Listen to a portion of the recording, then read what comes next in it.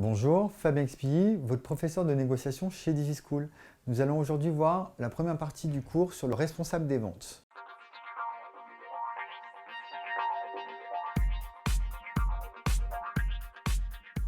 Donc vous allez voir que on a plusieurs dénominations, plusieurs appellations également en fonction des entreprises et que en fonction du coup de cette appellation, on ne sait jamais trop ce que ça veut dire. Donc je vais vous donner une définition un petit peu globale, mais vous saurez que dans l'entreprise, le terme, par exemple, responsable des ventes peut avoir une dénomination un petit peu différente et avoir d'autres tâches. Donc, le responsable des ventes, en général, c'est une personne qui est plutôt opérationnelle. Donc, c'est-à-dire qu'elle va déterminer, par exemple, les actions qu'on va mettre en place au niveau de la vente, principalement au niveau du travail de la force de vente.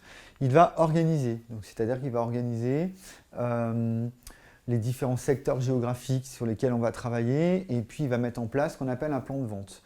Il exécute, donc c'est-à-dire qu'il va aussi décentraliser l'ensemble des informations auprès de la force de vente et va contrôler les activités du coût de vente, donc principalement qui sont liées au résultat, au chiffre d'affaires qui est développé. Souvent, nous allons aussi avoir une autre appellation qui est utilisée, mais aussi on peut avoir un rôle un petit peu différent. Ça va être ce qu'on appelle le directeur commercial.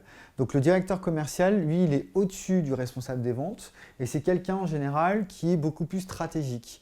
Donc le responsable des ventes est dans l'opérationnel, alors que lui, le directeur commercial, il va être davantage chargé de la politique commerciale de l'entreprise. Donc c'est-à-dire qu'il doit faire attention à mettre en avant les 4 P, le marketing mix de l'entreprise.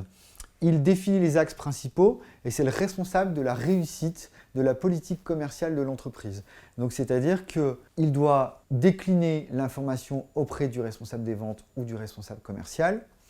Et ensuite, lui, il va devoir mettre en place des stratégies et garantir que la politique commerciale, elle est bien déclinée sur l'ensemble des agences, des points de vente ou auprès des vendeurs.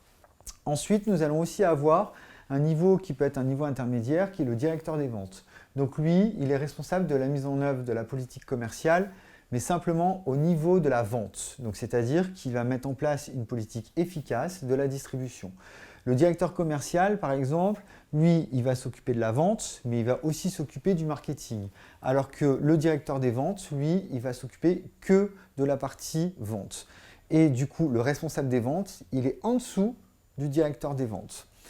Donc lui va organiser et contrôler les hommes de vente dans l'entreprise. Donc c'est-à-dire qu'il va faire attention à ce que d'un point de vue commercial, par rapport à la relation client, tout se passe dans le meilleur des mondes. J'espère que cette vidéo vous aura été utile. Je vous invite à vous abonner sur notre chaîne et si vous avez des questions, à laisser des commentaires. À bientôt chez DigiSchool.